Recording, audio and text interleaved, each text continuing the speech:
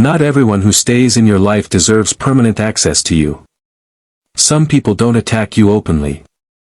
They don't scream, insult, or betray you in obvious ways. Instead, they wear you down quietly, through constant tension, subtle disrespect, and emotional confusion. And the most dangerous part is this. You start calling this suffering normal.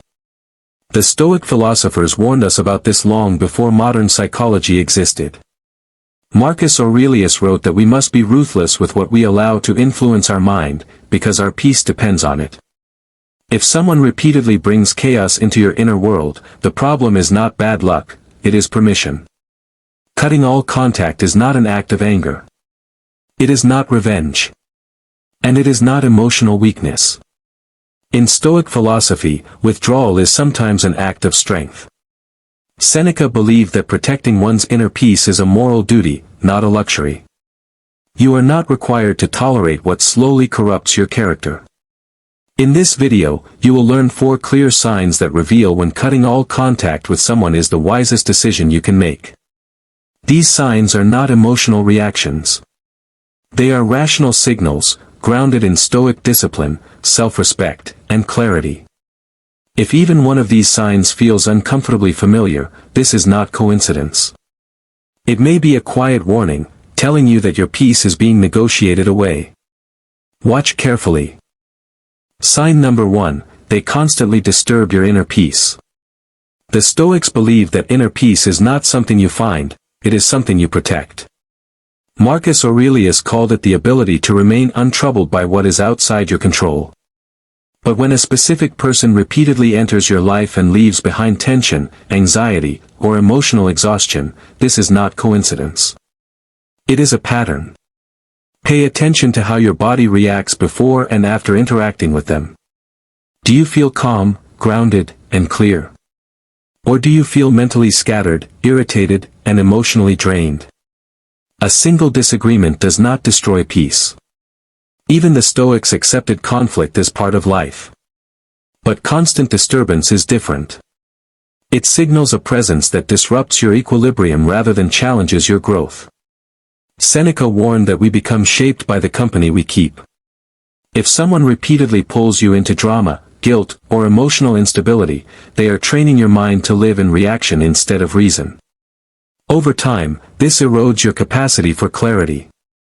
Stoicism teaches that peace is the foundation of wisdom. Without it, judgment becomes distorted.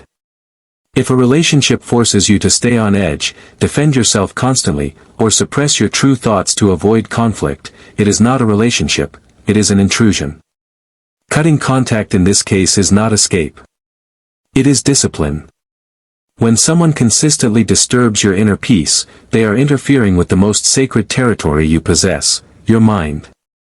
And the Stoics were clear about this, no one is entitled to that access. Sign number 2, they repeatedly disrespect your boundaries. In Stoic philosophy, boundaries are not walls built out of fear. They are lines drawn by reason. A boundary is simply the point where your responsibility ends and another person's begins. When someone repeatedly ignores these limits, after you have clearly expressed them, they are not being unaware. They are asserting control. Epictetus taught that no one can harm you without your consent. But consent is not only about words. It is about what you continue to tolerate. Each time a boundary is crossed and excused, you teach others how to treat you. Watch the pattern carefully. Do they dismiss your needs as overreacting? Do they push after you say no? Do they apologize, only to repeat the same behavior? This is not misunderstanding. This is erosion. The Stoics believe that self-respect is inseparable from virtue. When someone repeatedly violates your boundaries, they force you into a constant defensive posture. Over time, this weakens your character, because your energy is spent managing them instead of governing yourself. Marcus Aurelius warned against allowing others to dominate your inner life. When a person refuses to respect your limits, they are not just crossing external lines, they are attempting to rule your emotional state. At that point, cutting all contact is not extreme. It is precise. Stoicism does not ask you to explain yourself endlessly to those who refuse to listen. It asks you to act in alignment with reason. And reason says this: access to you must be earned through respect, not demanded through persistence. Sign number 3, you become someone you don't respect around them. One of the clearest warnings in Stoic philosophy is this: pay attention to who you become in the presence of others. Marcus Aurelius wrote that a person should never act in a way that contradicts their own nature.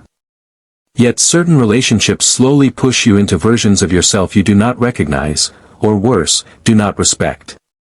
Notice the subtle changes. You speak less honestly. You suppress your values to avoid conflict. You compromise your principles just to keep the peace. This is not adaptation. This is self-betrayal. The Stoics believe that character is built through consistent action aligned with reason. When a relationship requires you to lie, manipulate, pretend, or diminish yourself, it is training you to live in contradiction. And a life lived in contradiction cannot be peaceful. Epictetus taught that freedom is the ability to act according to one's own moral judgment. If being around someone forces you to abandon that judgment, even in small ways, you are slowly surrendering your freedom. Over time, this erosion becomes internal conflict. You may feel shame after interactions. You may replay conversations, wishing you had spoken differently. This is the mind signaling misalignment. Stoicism does not teach endurance at the cost of integrity. It teaches harmony between thought, word, and action. If a person consistently pulls you away from the version of yourself you respect, cutting all contact is not rejection of them. It is loyalty to yourself. And in Stoic philosophy, loyalty to one's character is non-negotiable. Sign number 4, the relationship feeds fear, guilt, or dependency.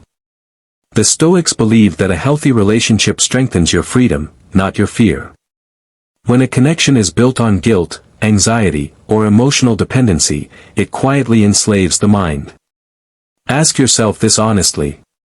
Do you feel afraid of disappointing them? Guilty for choosing yourself? Anxious when they withdraw attention? These emotions are not signs of love. They are signs of control. Epictetus warned that dependence on external validation is a form of bondage.